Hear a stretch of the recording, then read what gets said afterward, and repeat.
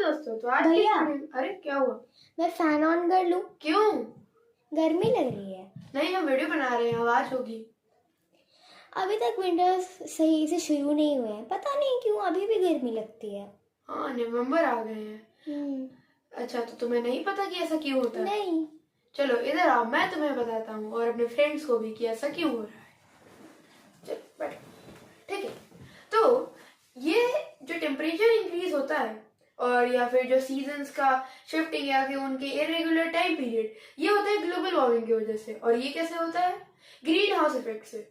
जिसमें क्या होता है कि जब CO2 इमिशन होता है फैक्ट्रीज, कार्स और बर्निंग के द्वारा, तो वो एक एटमॉस्फेयर के चारों तरफ एक ब्लैंकेट बना लेता है जो बहुत ही कम लाइट को फोर्स करता है अर्थ से बाहर जाने के लिए या फिर रिफ्लेक्ट करने के लिए। तो जैसे कि अगर सनलाइट हमारे अर्थ में आती है तो जितनी नीडेड सनलाइट होती है वो अर्थ अपने पास ले लेता है, लेकिन जो बाकी सनलाइट जब बाहर निकलने की कोशिश करती है एटमॉस्फेयर से, तो वो सारी सनलाइट रोक दी जाती है वो CO2 ब्लैंकेट्स के द्वारा, जिससे कि अर्थ का टेम्परेचर बढ़ जाता है।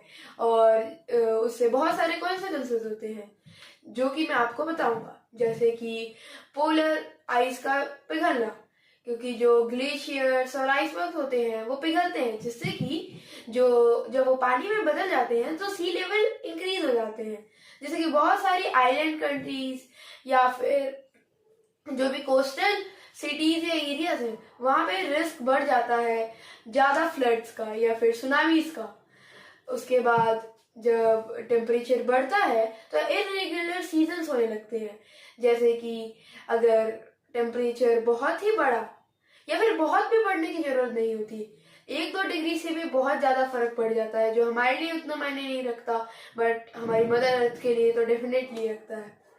अगर थोड़ा टेम्परेचर बढ़ा तो उससे क्या होगा कि जो समर है वो लंबे होने लगेंगे और विंटर छोटे होते जाएंगे, जिससे कि एग्रीकल्चरल और जो इकोसिस्टम है उसे भी बहुत ज्यादा डैमेज होगा। इकोसिस्टम को ऐसे कि जो एनिमल्स होते हैं उनका एक माइग्रेटरी पीरियड होता है, ब्रीड करने का पीरियड होता है, अगर उन्हें वो सही समय नहीं मिल पाए या फिर उनके पास इतना समय ना हो या फिर वो माइग्रेट ना कर पाए तो उनकी स्पीशीज खतरे में आ सकती है। और एग्रीकल्चरली इसलिए क्योंकि बहुत ऐसे क्रॉप्स हैं जो विंटर में उगाए जाते हैं या फिर समर में उगाए जाते हैं, तो समर वाले क्रॉप्स को इनफ रेन नहीं मिल पाएगी due to high sea levels and high temperature, और जो विंटर में क्रॉप्स होंगे उनके पास इतना टाइम नहीं होगा जिससे कि वो फुली ग्रो कर पाए और मोस्टली क्रॉप्स फेल कर जाएंगी।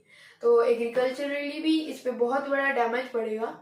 और जैसे जैसे टेम्परेचर बढ़ते जाते हैं वैसे वैसे जो एनिमल्स हैं उन्हें भी बहुत दिक्कतें होती है, क्योंकि कुछ एनिमल्स के जो नेचुरल हैबिटेट है वो भी बहुत अलग होते हैं बाकी एनिमल्स से। तो अगर सीजन्स चेंज होंगे तो उन्हें माइग्रेट करना पड़ सकता है, और जो माइग्रेटरी नहीं है उनकी स्पीशीज को बहुत ही ज्यादा खतरा है।